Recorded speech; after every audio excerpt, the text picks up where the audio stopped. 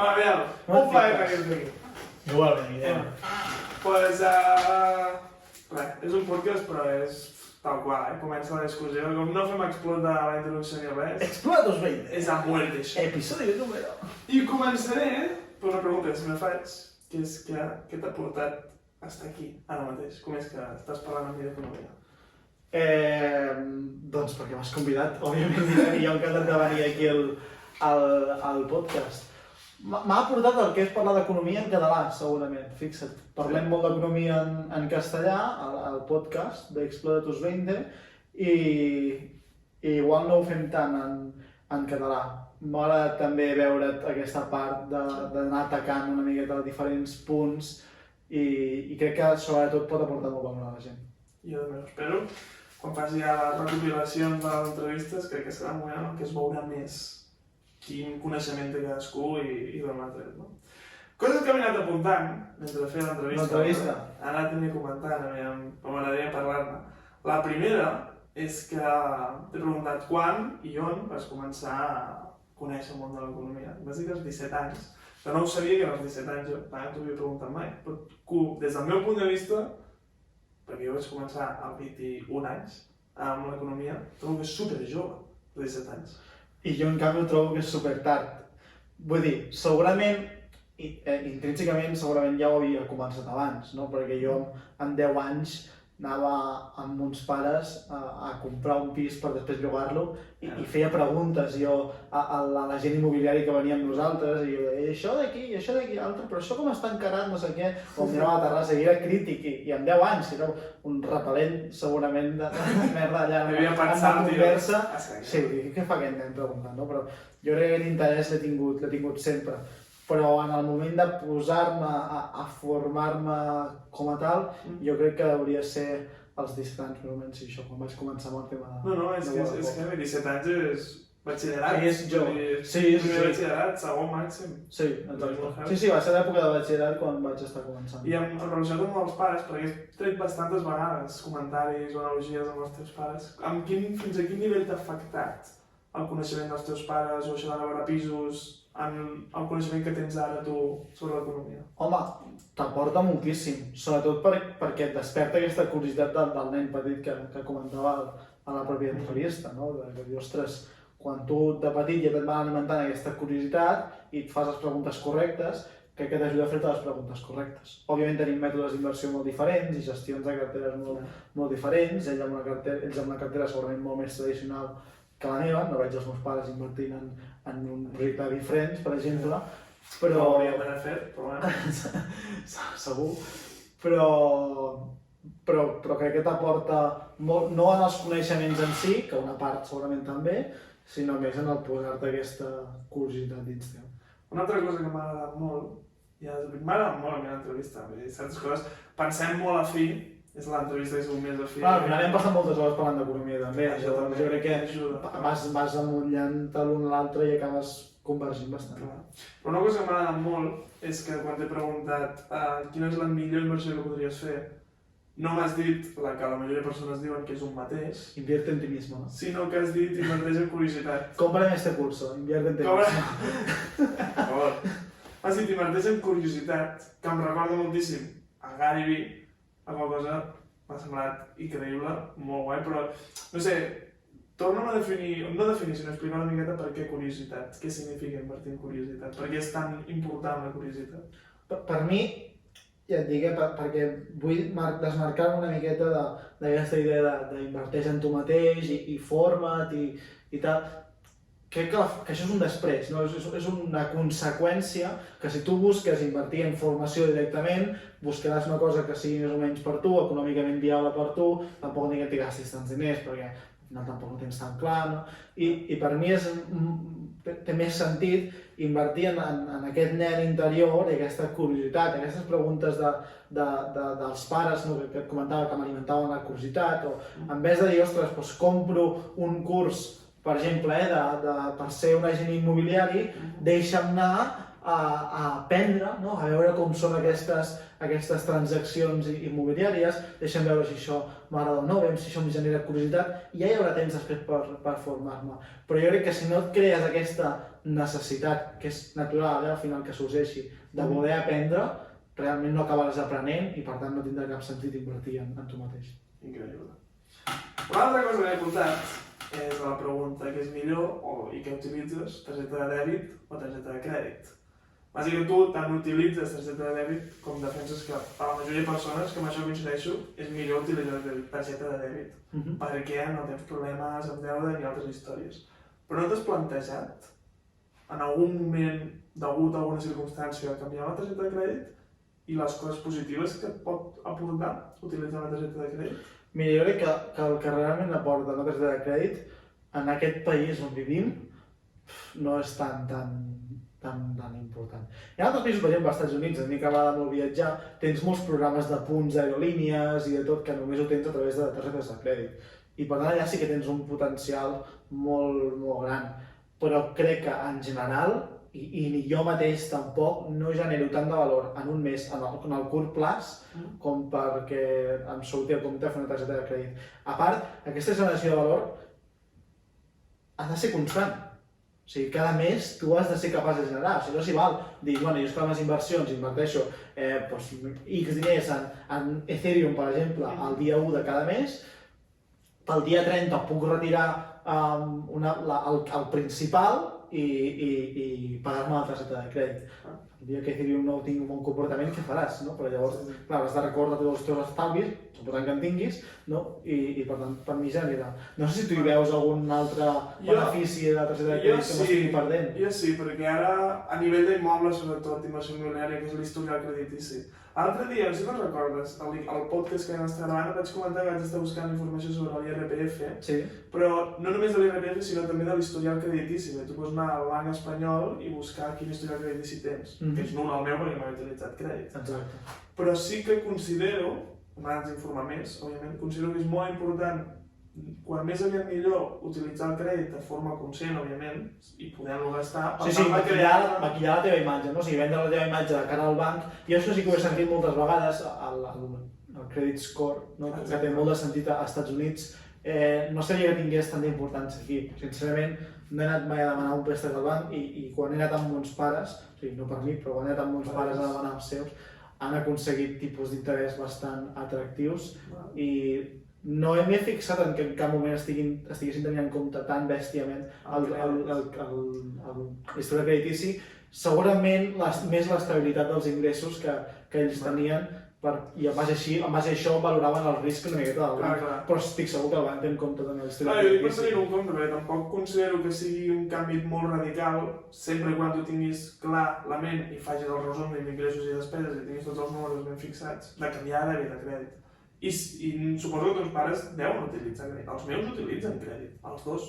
Sí. I totes les persones... No, jo utilitzo crèdit, o sigui, utilitzo la targeta de crèdit amb coses puntuals, per exemple, pagar peatges, que no ara ja en tenim, quasi bé, però els pagava tots en targeta de crèdit. O sí que algunes despeses puntuals, per exemple, una assegurança o alguna cosa així, que són despeses més importants i que en el meu compte de despeses més recurrents no hi tinc el capital suficient com per pagar, perquè el meu compte de despeses corrents igual hi tinc 200 euros, si ara miro em sembla que hi tinc 40 euros. Vull dir, és una cosa que tinc molt poc diners i una part molt petita del meu patrimoni, precisament per no gastar. Quan és una despesa més important, doncs ja m'apunto un recordatori de, escolta, transfereix-te uns diners i ja està.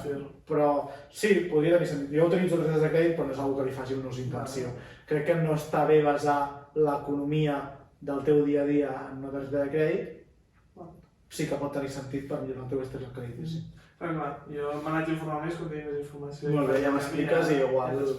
Però l'altra cosa era que també pots fer anar a l'extrem de patada de cap, que és el Dogecoin Millionaire, que aquest es va fer milionari en Dogecoin perquè va maximitzar la targeta de crèdit. Això no és concert financer ni molt menys. No, clar, això va una mica de la línia que comentava en l'entrevista, no? És un apalancament, o sigui, al final el deute el que fa és, si Dogecoin va molt bé, doncs aniràs als núvols, si no, pots acabar molt malament. Molt malament. Sí, 100%. Hi ha un punt.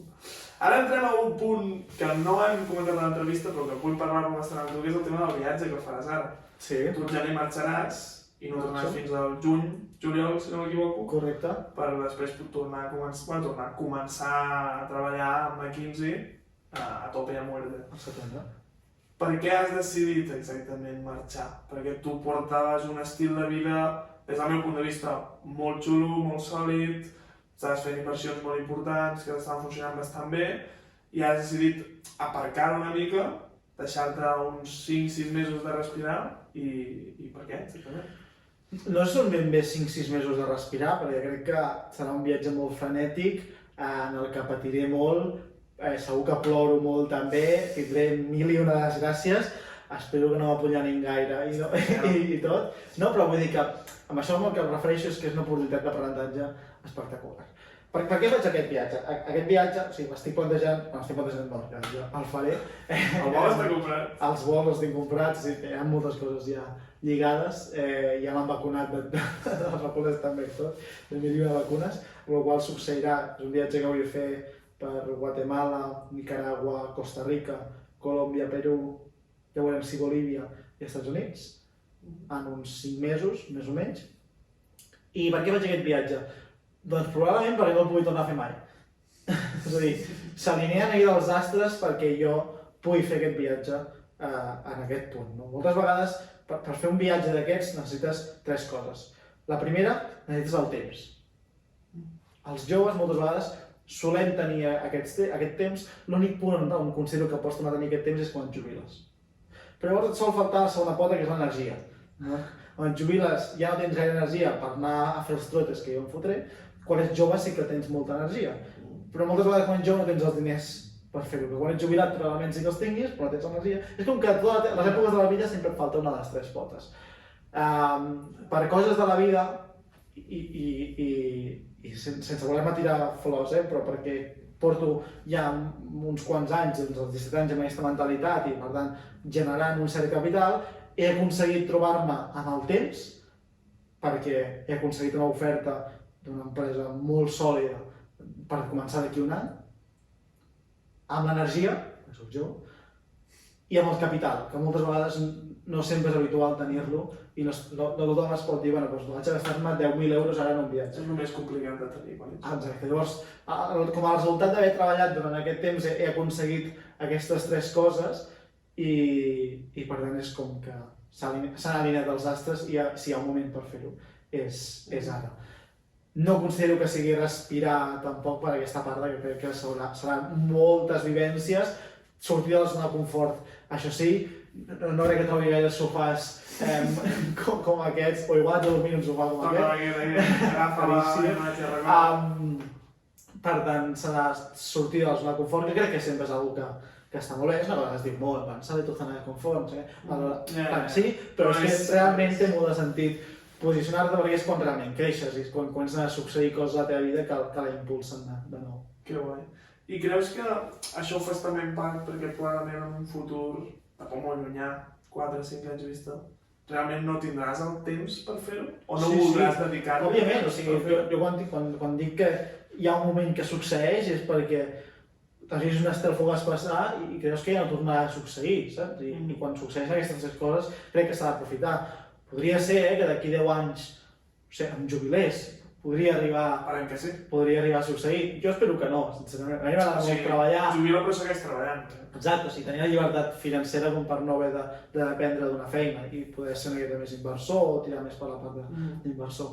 Però no, o sigui, crec que aquestes 3 potes que succeeixen molt poques vegades a la teva vida i crec que quan succeeix, si succeeix, s'ha d'aprofitar. No vol dir que renunciï a tota la part d'inversions, al meu estil de vida sòlid. És més que res el fet de, vale, la meva vida és estàtica, o sigui, vull dir, no és estàtica, no? O sigui, jo puc preveure una foto de la meva vida al setembre de l'any que ve i passi el que passi ara en aquest any, aquella foto seguirà sent. Aquesta foto segueix, sobretot és la seguretat de tenir una oferta molt competitiva en una empresa molt important i per tant és la que et dona aquesta seguretat de jo ara mateix la podria liar fins al setembre de l'any que ve i tornar a començar de zero al setembre de 2022 i no passaria absolutament res. Molt pepins, aquesta mentalitat, molt pepins. Un cop dit això, 4 o 5 cosetes més que m'he apuntat a nivell ja d'estalvis personals, rendibilitat, històries. Vas dir que en una feina idíl·lica, o sigui, quan treballes a 15, series capaç de cap, ho has dit, d'estalviar un 30-40% màxim del que cobressis. No trobes que és molt poc? Ostres, però has de veure també l'estil de vida que portaràs i on estaràs vivint. Jo segurament estigui vivint al centre de Madrid, on segurament hi ha 600 euros, 500-600 euros s'aniran només per la part del lloguer. 500-600 euros seria un bon, O sigui, 700 euros. Compartint pis, vull dir. Jo i una altra persona i una altra persona. O sigui, 3 persones, més o menys, pagar 2.000 euros de lloguer entre tots, crec que pot ser alguna més o menys acceptable. I després l'estil de vida que es produeix quan estàs en una empresa com McKinsey també et porta a tenir moltes despeses, sobretot els caps de setmana, que són necessàries. I m'explico. No són gastos, no els consideraries gastos formiga? No són gastos formiga, són més inversions que tu estàs fent. És a dir, en aquesta empresa o en aquesta indústria, anar-te a prendre una copa, i que la copa et costi 20 euros igual, amb algú, és una inversió. Perquè aquesta persona pot ser un contacte molt important, o bé perquè quan tu estiguis dins de McKinsey escalis en una certa escala, tu puguis atraure aquella persona com a client per McKinsey, és a dir, des d'una perspectiva de ser soci, o bé si tu has sortit de McKinsey, doncs allò et pot donar una sortida professional molt interessant. La part de fer contactes en aquest món és molt, molt important i hi ha unes despeses col·laterals, que serien anar-te a un bon restaurant, anar-te a unes bones copes i per tant forma part del teu pressupost mensual. O sigui que, per fer una comparació entre el 70-80% que estaries estalviant fins ara de forma normal, el 30-40% que passaries a llavors, és com si el 30-40% restant el dediquessis a invertir-lo en conèixer persones, networking i tal. Sí, és un número que he dit molt a la vegada, o sigui, el 30-40% d'estalvi, no he fet ni els càlculs de com podria estalviar, però sí que és una cosa que, per exemple, no em preocupa, perquè sé que durant els 2 primers anys treballant a McKinsey, tot i que haig d'estalviar, l'important no és estalviar. L'important és aconseguir aquest apalancament que després et podrà catapultar. O sigui, no trobaràs a faltar el fet de no poder invertir tant de capital en inversions econòmiques. No, segurament puc invertir més de forma absoluta, un 30-40% del que guanyaré a McKinsey segurament sigui més que el 70-80% que he vingut estalviant. Per tant, absolutament, d'una forma absoluta no crec que pugui variar tant. M'has dit que del 2021... Guillem, tu quan creus que ets capaç? O sigui, quan ets capaç d'estalviar ara? Ara?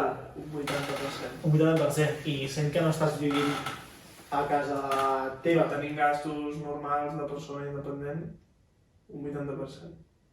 Però perquè tinc temps per dedicar... És a dir, no tinc una feina de 8... com la teva seria de 16 hores, potser a la setmana... 48 hores a la setmana o més. Jo són més feinetes petites que em proporcionen el suficient capital, que no és molt alt, però és suficient, i em dona, que és l'important per mi, temps per dedicar a altres projectes. Per això puc estalviar tant. Però com pots estalviar un 80%? És a dir, tu quines despeses tens mensualment? Després tinc el lloguer de l'habitatge, l'aigua, calefacció, electricitat, aigua, menjar. I això és? I això és un menys... No, absolutament quan és? De valor? Sí. Menys 50 euros? O sigui, 50 euros a tu et costa el que és... No, més 50, doncs. Si jo guanyo 50 euros... No pot ser, això és una despesa. O sigui, tu quan pagues de lloguer, quan pagues d'aigua, quan pagues de llum, pagues de gas, pagues de tot. Quan em suposa el gasto, no com... Vale. Quan et suposa? Em suposa uns 300... 400, però... 400 euros.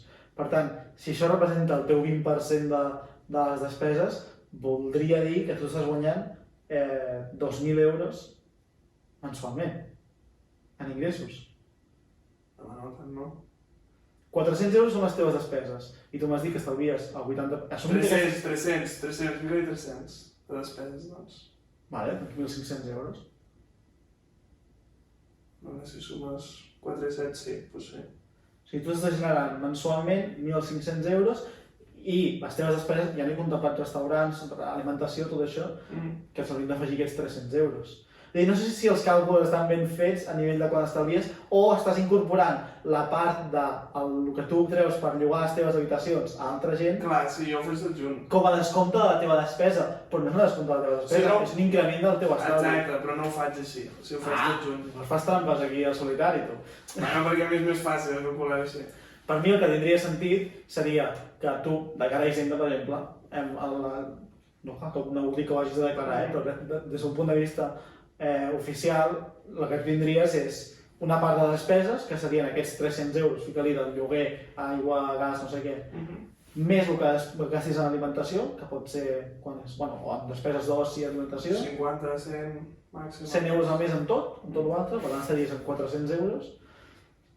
I això seria el que hauries de restar dels teus ingressos, que serien la teva feina que tinguis, els teus projectes personals i els diners que tu estiguis cobrant a la gent. I llavors, un cop tu has restat la teva despesa d'això, aquell percentatge és el que tens d'estalvi.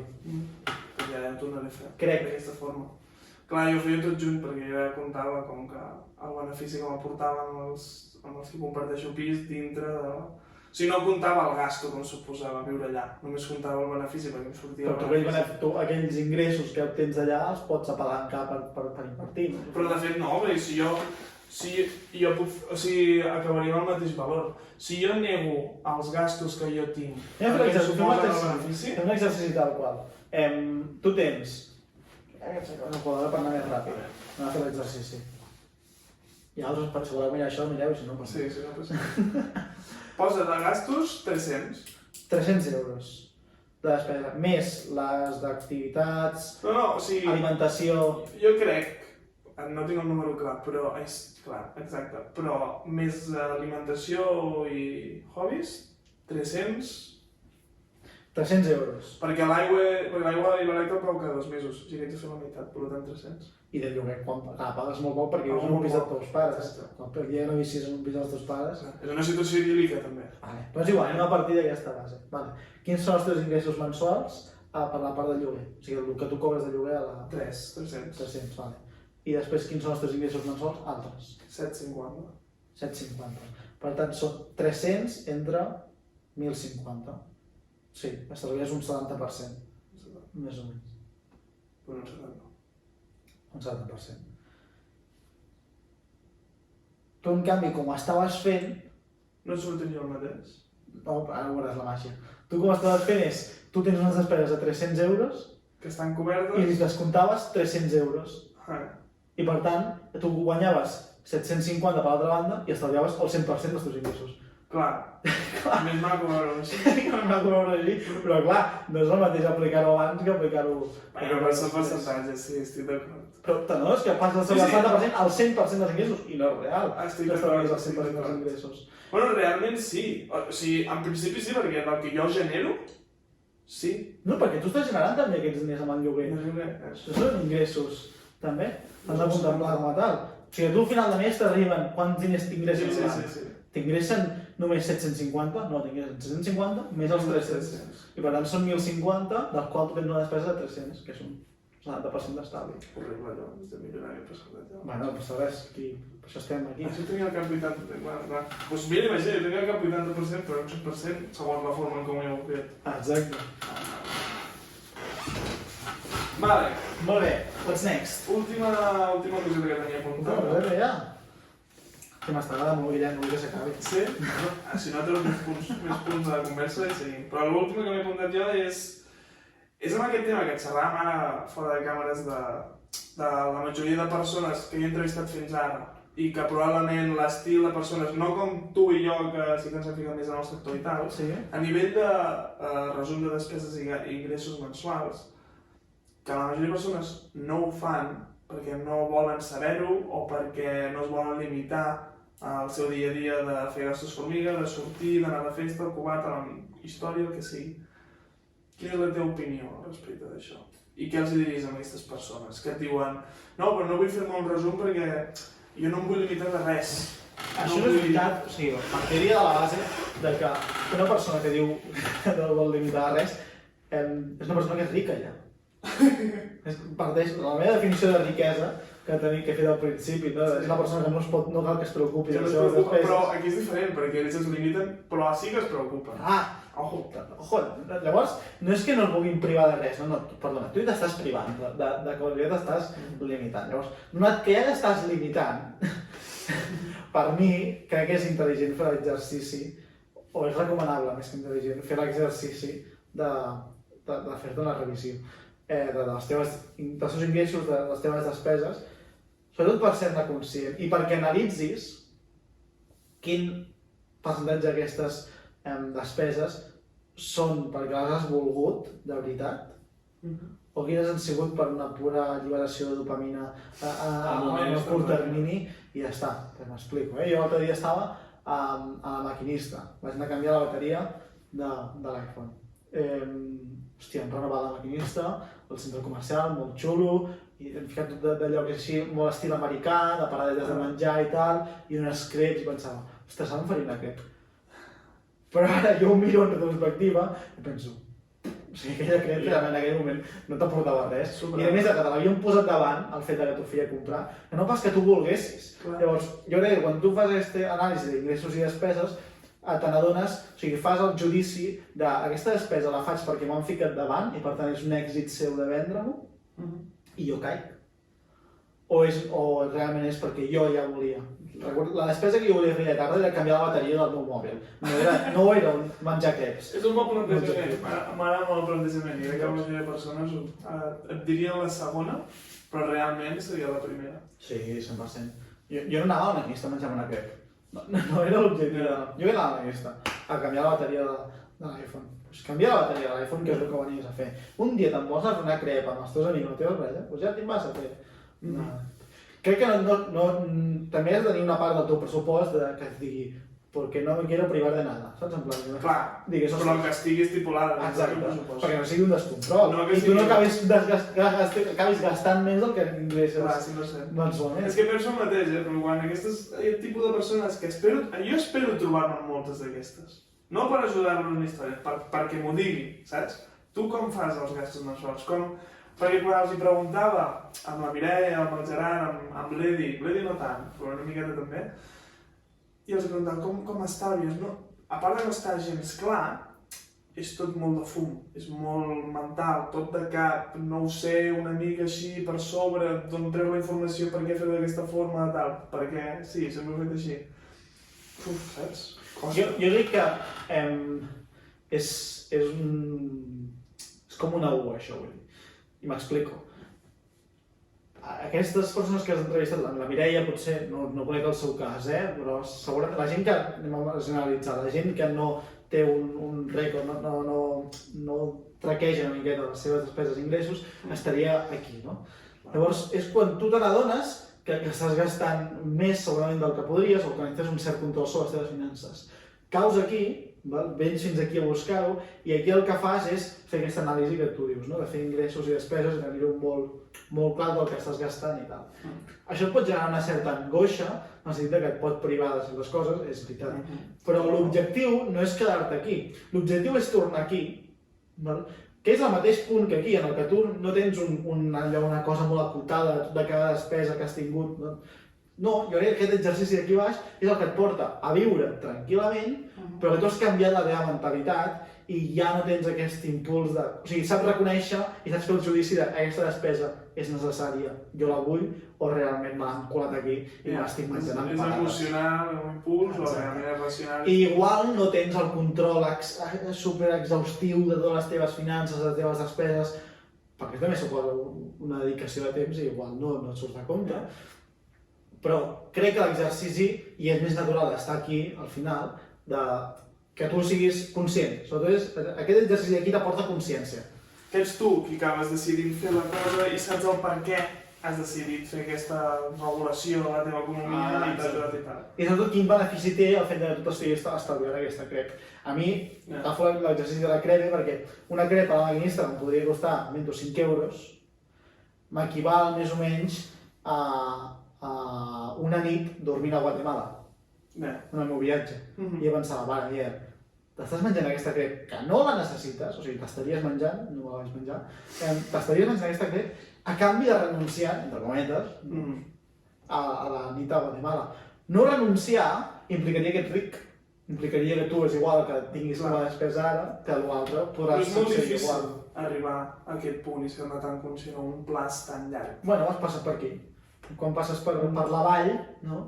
Que llavors és quan... Estic d'acord, però a mi em segueix passant, o sigui, passa molt poc, però per exemple l'altre dia vaig anar a comprar unes galetes amb xocolata. No compro sucre jo, perquè estic contra el sucre, però l'altre dia et venia de gust. Va venir a gust, vaig comprar-les i sí, va ser una formiga de merda, 2,5 euros, una cosa així. No és una despesa formiga, perquè la despesa formiga porta per si implícita la recurrència d'aquesta despesa. Si és una cosa puntual, no és una despesa formiga. I jo considero que sí, si no t'aporta un valor que tu necessitis realment. Però no és una despesa formiga, llavors és una despesa innecessària. La despesa formiga... La formiga és innecessària. No, la despesa formiga d'on ve el sentit d'aquesta metàfora? La formiga és constant. S'acumula. És constant. I que és petita, però va fent i acaba construint un formiguer. Llavors, jo no la qualificaria com a despesa financera, com a despesa formiga, sinó més que com a despesa innecessària. Ara bé, no vol dir que no hagi de succeir aquesta despesa innecessària. Acabo l'analogia. Dic sí, o sigui, jo considero que no havia de passar, perquè el problema que he tingut és que encara avui tinc mal de panxa per haver-me fotut les coses. Hòstia, clar, això ja no... Sí, al podcast ja tenia mal de panxa, tirar roig, ara m'està agafant un altre cop mal de panxa i dic, fiquem les putes galetes, però soc curt i potser d'aquí 3 mesos ja no me'n recordaré d'aquest moment que estic patint ara, saps? No, perquè oblidem. I llavors tornaré a caure. I això trobo que és algo tan dur, tia, que això espero arribar un dia a poder realment tot controlar-ho i dir, no, això et fa mal, que realment és perjudicial. Aquí ja estàs jugant una cosa, una despesa que sobre té un impacte a la teva salut. Això és un NFT del Gary Vee, que té un valor afegit a dintre, no només la part, però sí, crec que és sa passar per la vall una miqueta, entre cometes, per aquesta vall on tu fas gaire exercici, però amb l'objectiu no de quedar-t'hi, sinó de un cop hagis treballat, tornar aquí. Que igual implica que a vegades t'estàs corrompent i estàs volant una banda i has de caure. No sabia que hi havia aquesta possibilitat. Has de tornar, sí, és fàcil a vegades. És fàcil sobretot quan tens un increment no previst dels teus ingressos.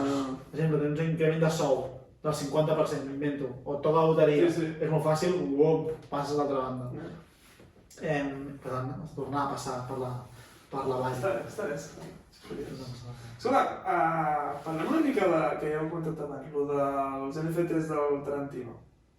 NFTs de Tarantino, ostres, a mi em té intrigadíssim, tio. Jo només he vist els 15 minuts del vídeo que tinc pendents mirant-me'ls, aquesta intentaré mirar-me'ls. Mira, perquè és molt interessant, hi ha un tio molt xulo que està allà a la conferència, que és el Tom Bilyeu, no sé el cognom, però és un tio que és categoria Gary Vee a sota, però en estil, i dona uns comentaris molt interessants, molt al punt, sobre no només NFTs, sinó a més cinema adequat a NFTs. És una cosa que a mi, com a forofo de certes pel·lícules i cinema en general, ja tardava en arribar i crec que és una cosa que funcionarà molt bé. Per lo que hem parlat també, pel tema de finançar. Sí, a mi jo ja sé els punts, anem a fer una mica d'explicació perquè l'audiència va partir de la base d'explicar què és un NFT. Igual crec que pot ser interessant. Un NFT o un token no fungible és una moneda, us heu d'imaginar una moneda, anem a fer una explicació senzilla, més senzilla possible. És un token, com seria la fitxa d'un casino, que imaginem-nos, que de per si igual podries dir que no té valor, però tu assignes un contracte amb aquest token. I ara aquest token, qui tingui aquest token, és a dir, qui el tingui a la seva cartera, doncs tindrà els beneficis que estiguin estipulats en un contracte. Això és un NFT. Tal qual. Tal qual. A partir d'aquí, creativitat al poder. O sigui, pots crear el que vulguis. Té múltiples aplicacions. S'ha associat moltíssim a l'art digital i el fet que tu puguis associar amb aquest contracte es digui que tu ets propietari d'aquesta peça d'art digital. Correcte. Fantàstic. Això obre la porta a molts creadors de d'art digital, però també molts creadors de contingut. També té la seva aplicació en comunitats, no? Perquè ara digues, no, qui tingui aquest token formarà part de la comunitat exclusiva de tal personatge. És a dir, no només la raresa, sinó afegir-li un valor. Exacte. Anar a conferència, anar a tal cosa, un descompte, el que sigui. El que vulguis. A través del contracte. Com això és, per exemple, el cas de Gary Vee amb els seus bitcoins. Exacte. Després ja té múltiples aplicacions i una de les que ens ha comentat el Guillem, que ens ho mira aquest matí, és l'aplicació de portar els NFTs al món del cinema. I això què voldria dir? Doncs, per exemple, Quentin Tarantino, corregeix-me si no és el que fa, però bàsicament és agafar el seu guió de Pulp Fiction, l'ha digitalitzat i ha detectat una sèrie de secrets, entre cometes, o de canvis de guió que no es van passar a la pel·lícula original. Exacte, la gent no ha vist i diu, jo he digitalitzat aquest guió i per tant donaré la propietat d'aquests secrets a X persones, ho transformo, i a part aquests secrets no seran visibles. Moltes vegades els NFTs la gent li toca una miqueta d'aquí perquè dius, ostres, però és que quan jo fico un NFT i l'associo a una imatge, aquesta imatge la té i pot fer right click i guardar. Però aquí ell el que vol fer també és que quan tu el compris desbloquegis el fet que tu puguis descobrir aquell secret. I llavors tu decideixes què fas amb aquell secret de Pulp Fiction. És que si te'l vols quedar per tu, el vols compartir amb els del teu voltant, o si el vols compartir amb tot el món. Un cop tu el compartis amb tot el món, aquell NFT perd valor. Per tant, segurament sigui alguna que tu no vulguis fer, perquè estaria afectant a tothom i a la teva pròpia inversió. El qual genera també una miqueta de tot un joc aquí dins que pot ser interessant. Molt interessant. A mi em flipa. A més, com el Tarantino m'explicava, almenys hi ha una conferència una hora, que ja ficaré l'enllaç aquí sota, que deia el Tarantino que ell tenia el guió aquest, clar, té casa, a despatx, de fa 20 anys que me'l va escriure, i que només l'havia llegit ell i el Typer, que no sé qui és el que el Typer és el que escriu. El que escriu. Ell l'hauria estat dient i només escrivit. Bueno, no l'hauria escriu així, igual escrivia, no ho sé.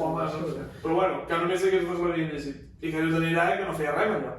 I també és una forma de tornar a donar-li un valor a algo que té valor a nivell de... És una peça de col·leccionisme. Exacte. És una peça convertir-ho, digitalitzar una peça de col·leccionisme. Sí, té tot el sentit.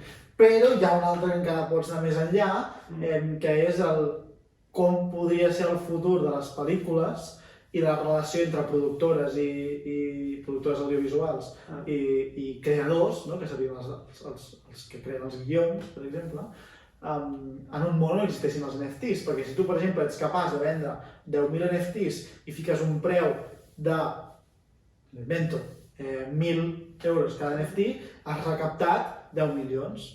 I tu, en recaptar 10 milions d'euros, si vens aquests 10.000 NFTs, pots finançar la teva pel·lícula. Igual.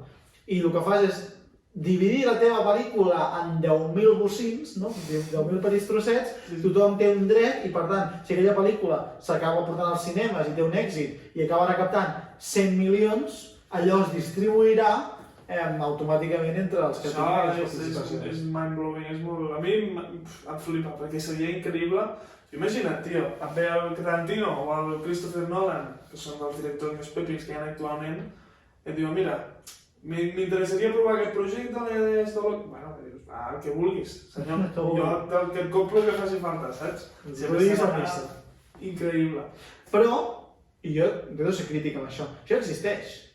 I no els NFTs, és a dir, el crowdfunding, com a tal, existeix. O sigui, tu dius, bueno, jo no puc finançar aquesta pel·lícula ara mateix, vaig a fer un finançament entre tots els que estiguin aquí. I entre tots els que estiguin aquí, doncs, al finançar tindreu dret a X cosa. Normalment no és a la pel·lícula, a un dret de la pel·lícula, és més a... tindràs accés a la taquilla, no? Tindràs l'entrada de cine, però les pagues per avançat. Tindràs X rentabilitat, que és el més... Podries arribar a tenir la X rendibilitat, però no existeix com a tal. Però el que incorporen els NFTs és que hi ha tot un mercat secundari respecte d'això. És a dir, tu aquells NFTs, aquells 10.000 NFTs, després el Guillem ja tinc un d'aquests, el Guillem el pot venir a comprar. I quan va ara un NFT que tu tens una part de la pel·lícula de, m'invento, Pulp Fiction. I a més, clar, però vull dir, d'una pel·lícula que crees nova, dependrà molt el valor d'aquests NFTs de l'èxit que tingui la pel·lícula. Vull dir, com més èxit, més valor... O sigui, ajunta les dues parts, no? Ajunta el fet de tenir la part de rendibilitat o de valor que et pugui aportar el fet d'estar dins d'aquella comunitat o de tenir aquell NFT i la part que té aquest NFT de col·leccionisme. Comentàvem el Magí ahir, no? Crec que és bona la definició de que un NFT està basada pel valor que et reporta, o sigui, els dividends que et pugui portar el fet de tenir una acció sobre aquella persona, que seria un NFT, sobre la propietat i la part de fanatisme. La part de fanatisme ostres, però això té molt d'èxit i hi ha molta demanda perquè hi ha molta gent que vol tenir. Sí, m'ha semblat molt interessant, no havia pensat això del crowdfunding. Creus que s'acabarà l'era del crowdfunding? Perquè si pots fer el mateix en NFTs d'aquesta forma, que al principi és millor, ja es veurà si acaba funcionant o no. Sí, és una evolució del crowdfunding com a tal. No ho havia pensat, però com ho has dit, dic, hosti, és bastant interessant. Sí, va per aquesta línia. Crec que dependrà també una miqueta dels costos de fer NFTs. M'explico. Els costos d'un crowdfunding són molt limitats, no són alts. Crec que en comparació, parlant des del desconeixement, però des d'una perspectiva de tecnologia, no és el mateix una plataforma de crowdfunding que un smart contract, o sigui, un contracte per cada NFT i haver de mintejar aquest NFT en una blockchain. Clar, el crowdfunding, entre cometes, podria arribar a desaparèixer, com hi ha hagut tantes plataformes de crowdfunding que acaben passant, i llavors tot se'n va a la merda. Però un smart contract estàs una miqueta més, un contracte per mitjà estàs una miqueta més lligat. En principi, això s'hauria de veure, perquè pot desaparèixer Quentin Tarantino i t'havia promès anar a sopar amb ell i ara s'ha mort Quentin Tarantino. I ara què? Ara què fan amb aquest token? Quina validesa té? És veritat. No pot ser, aquestes coses poden passar, però igualment amb el Gary Vee. Si ara puc anar a jugar ping-pong amb ell perquè s'ha mort, què faig? Amb qui jugo ping-pong? Què farem aquells NFTs llavors? Ja es veurà. Però això del crowdfunding m'ha semblat interessant, ja ho veurem. Perquè clar, ara estic pensant, no? En tema immobiliari. Pots arribar a crear aquests tokens per finançar un fons comú per comprar certes propietats immobiliàries, donar rentabilitat. És que clar, és tot un món. És un fons d'inversió, és una manera de fer un fons d'inversió, però l'únic inconvenient, entre cometes, o facilitat, és que tothom ho pot fer. I en el fet de que tothom ho pugui fer, hi ha un risc, un poc un trade-off, no? Aquí, o sigui, hi ha una part de risc que assumeixes pel fet que qualsevol persona, no hi ha una CNMV darrere regulant que aquest fons d'inversió realment pugui estar gestionant diners d'altres persones, perquè és el que fas amb un NFT, també generes una quantitat X d'NFTs i tu estàs generant una recaptació de diners, però per detriment, potser aquelles persones que són molt bones i no estan regulades, però són molt bones i poden aportar molt de valor, no fa falta que passin per la regulació. Creus que sortirà una empresa o un organisme regulador a nivell, com per exemple amb les cartes hi ha el PSA? O sigui, podria ser, però jo crec que va en contra una miqueta de la naturalesa blockchain. Descentralitzada. Sí, de descentralització, de que ningú marqui unes normes, saps?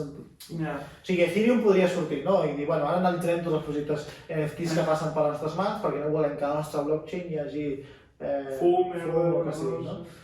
Però se li tirarien molta gent perquè va en contra una miqueta de l'esperit més És cert. dels CryptoPunks, realment. No sé, és curiós. Però bueno, tornant al Tarantino. A mi, ho he descobert aquesta matinada, de pura potra, està mirant el TikTok, m'ha sortit un TikTok del Tom aquest, i dic, com? El Tarantino... Sí, a part, el vídeo tenia molt poques visualitzacions. Molt poques. Bueno, perquè el canal aquest també en tenia poques. Ah, sí? No. Però no és el primer vídeo, l'únic que hi havia. És que tenia poques a la comunitat de Discord que m'he ficat, hi ha poques persones. Sí?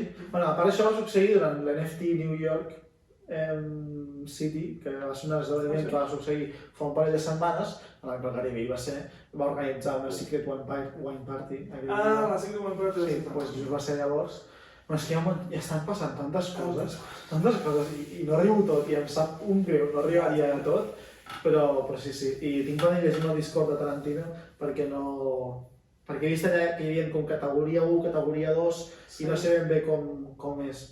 No m'ho he mirat molt, però sé que ells et donen facilitats, perquè he llegit allà el Discord o els anuncis, et donen facilitats com més integrat estiguis dintre la plataforma, com més ajudis, més històrica, no sé què, tens probabilitat de que et reservin la compra d'un token de... Clar, o sigui que tinguis com una pre-sale per... Una pre-sale. Però el que jo no sé, jo sé que aquests 7 segurs, que des del meu punt de vista tenen un valor incalculable quasi bé, que són del... Però no seran NFTs, o seran rèpliques dels mateixos NFTs? Qui? O sigui, Gary Vee no té 10.000 personatges, per exemple. Ja. Joan té 200 i d'aquí ha tret 10.000. No, sí, però seran rèpliques, però aquests 7 no, aquests 7 són únics. Ah! Són únics, cada un diferent. Només n'hi ha un Val, de o cada. sigui, Tarantino només traurà 7 NFTs? No, traurà 7 i després en traurà per paquet de 150 d'una mateixa temàtica, em sembla que de 2.000 o 3.000 o una cosa així. Però no sé quins són, quin valor tenen, què fan. Clar, això ja ho veurem quan comencen les subhastes, aviam com ho faran i tot, aviam si ens quedem fora o realment podem comprar. M'agradaria comprar una. Depèn del preu. Hem de fer els nostres 60 hours of homework, 50 hours of homework, Yes. però... És que hi ha poca informació, tampoc no hi ha... Bueno, hem d'investigar. A veure, ja només pel sol fet de que hi hagués un panel, saps, amb Quentin Tarantino allà parlant Això i tots, i la gent del voltant, que no són qualsevol mindundi, saps? No. Gent que la toca, ja et dona certa seguretat, òbviament. Sí, el tio a la conferència no deus haver arribat, però hi ha un moment en el que explica el Tom aquest, que no, Tom Williams, no me'n recordo. Bueno, Tom sí. explica que hi ha un meme molt famós de Pulp Fiction, que surten com el Samuel L. Jackson i l'altre, apuntant amb una pistola avall, que és superfamós. I el tio diu, si tu tens els drets d'aquest meme, això jo he pagut 10 milions de pavos per això.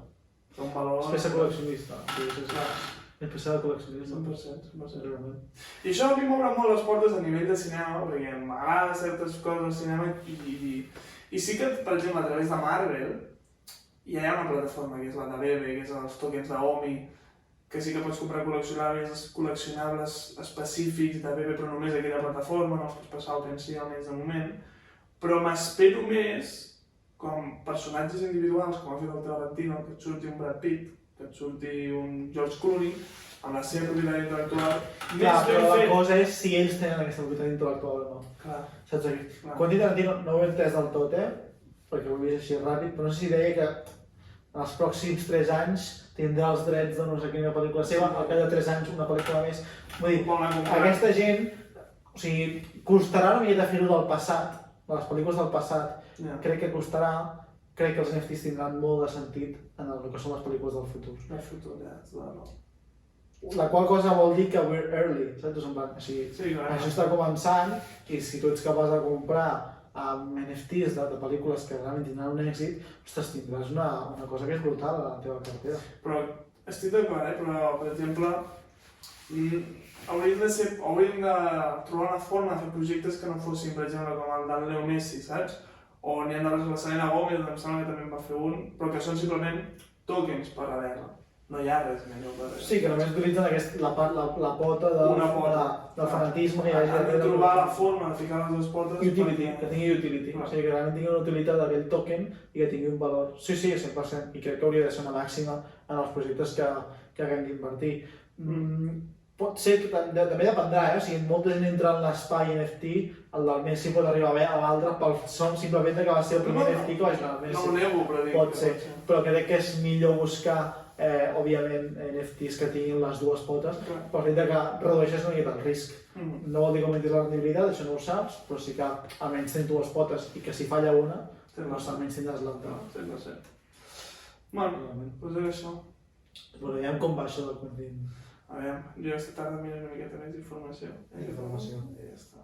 No, sortiran molts projectes interessants, ha de tenir molt capital per poder entrar a tots els projectes. Bueno, ja veurem si poguéssim entrar en el de Quentin Tarantino. Estaria molt bé.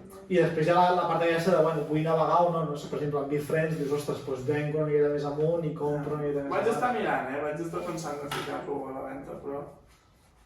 No sé, el ficaria per 30 Ethereums. Bueno, al final, si no costa... Per mi, hi ha una cosa que hi ha un pas previ això, que hauríem d'averiguar, tu has de pagar per ficar-lo a la venda. Ah, sí? Sí, té un cost. Per ficar-lo o un cop al mes? No, per ficar-ho a la venda, per fer el listing. Ah, sí? Perquè aquests sí, perquè els NFTs, nosaltres no hem fet el listing a OpenSea, saps? Aquest va ser una cosa que va passar en una altra plataforma i que OpenSea representa. Llavors, si tu vols vendre a l'OpenSea, és com que l'has de transferir a OpenSea, entre cometes, i fer el listing allà. Llavors, això té un cost, no sé si són 100 o 200 euros, no sé quant és.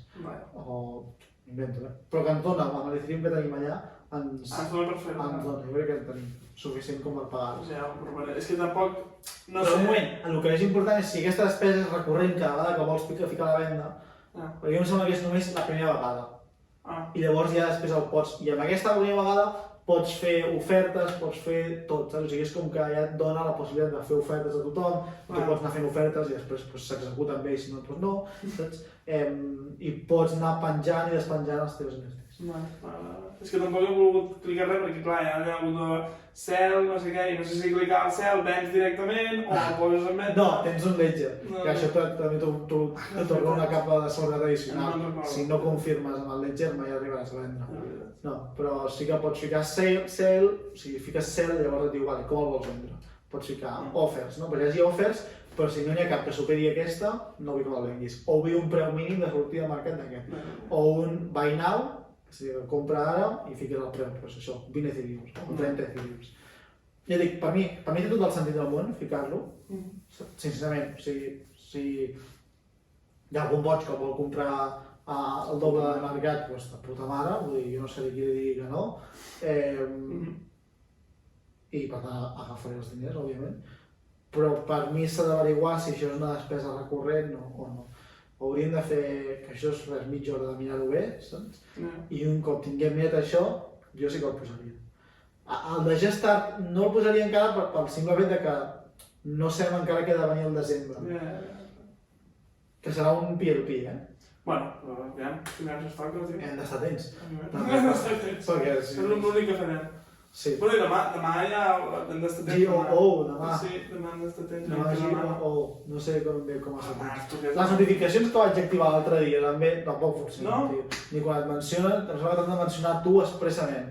Que t'han de dir @Bielsa. Jo intento entrar al matí i a la tarda. Un cop. Clar, no és suficient per entrar. Ja, és que has estat tot el dia, si no allà i no... Clar, no, i tant, 100% no pots estar-hi, però sí que és veritat que pel projecte segurament no sigui suficient per el que pot arribar a demanar. Ja veurem, el diumenge fem. T'imagines? Ojalà, ojalà. D'invertir i comprar... Vaig estar mirant preus i tokens d'accés, no d'accés, sinó... Sí, d'accés. Com fer una partida de ping-pong o el GiftGoat, anàvem per 25... O sigui, els podies comprar directament per 25. Per 25 Ethereum. Vull dir que podríem pujar el level, saps? Comprant d'aquests. Estaria molt guai, tio. Estaria guai. Estaria molt guai.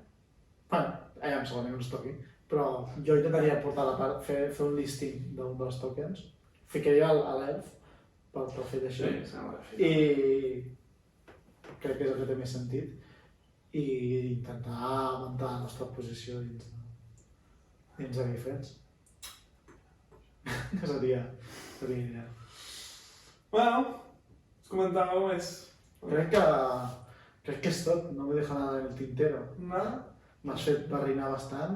Sí? Ja és això, tio, ja és això. He pensat una miqueta a donar-li voltes. Cap on va aquest projecte? O sigui, aquest projecte és fer entrevistes i destapar com la gent no té ni puta idea d'economia? O sigui, l'objectiu és aquest? Fer un roasting aquí de la gent d'economia? No et mentiré. O la idea és fer podcast, diguéssim així, no et mentiré. La idea principal va sortir de roasting. No per jo passar-m'ho bé, però sí perquè les persones que portin aquí, un cop ho vegin en retrospectiva des de casa, pensin estic fent el pena, no conec res d'economia, millor que m'informi, el que estic fent no és adequat. Sentir-te tu malament comparat amb la resta de persones, no? O si totes les persones pensen igual, malament econòmicament, portar un expert o una persona que entén més del tema i comparar l'altra opció. Però, òbviament, també em sembla una bona opció fer-ho en podcast, que ho faig perquè és molt ràpid. Vull dir que això no ho edito, això és pum, penjo i ja està. I no, són 10 minuts. I a YouTube també.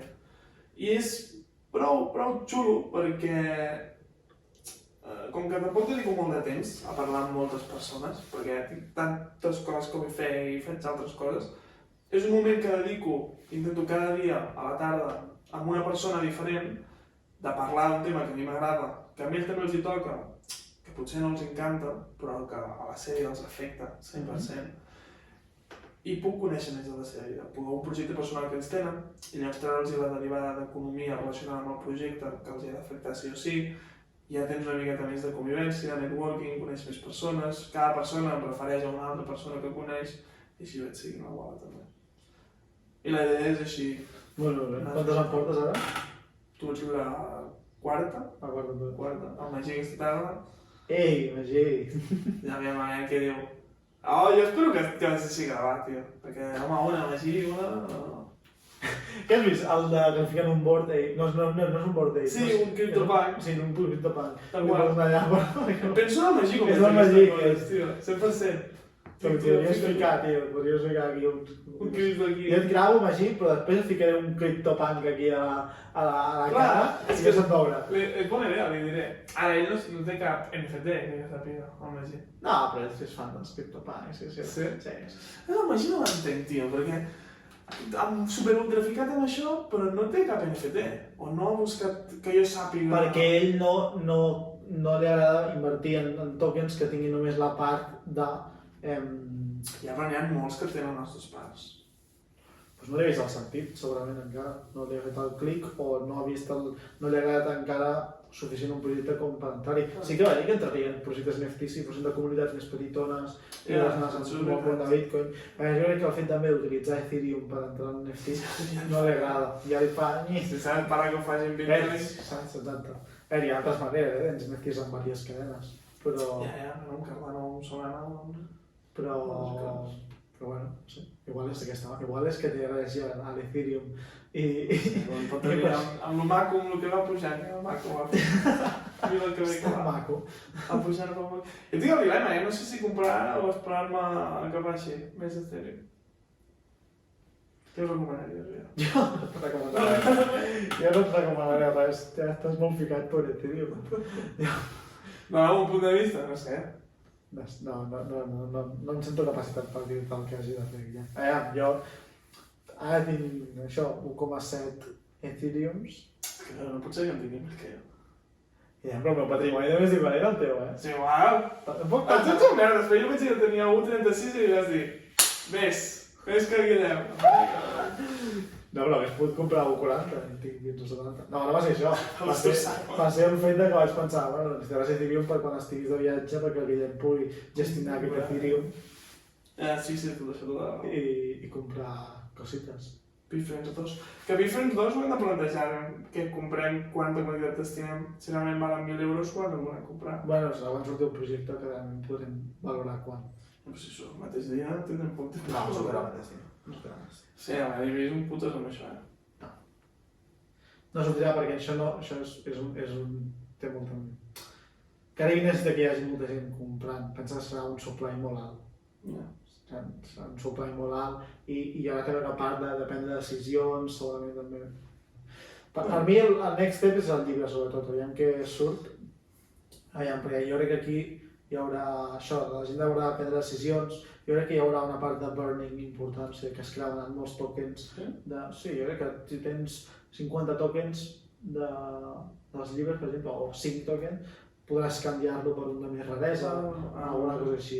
No és viable tenir un projecte NFT amb 100.000 tokens, no tens suficient demanda com per cobrir-ho tots. És una bona idea. Llavors crec que hauria de tirar per aquí. Sent que no seran utility tokens, segurament, seran tokens purament basats en la part més de fanatisme, doncs jo crec que tindrà sentit que hi hagi un cert burning perquè tinguem una oferta més limitada. Potser sí. Jo crec que tirarà per aquí. És un món, o sigui, el món dels NFTs ja... Sí, hi ha molt de fum, és veritat, i la gent guanya diners ràpid i tal.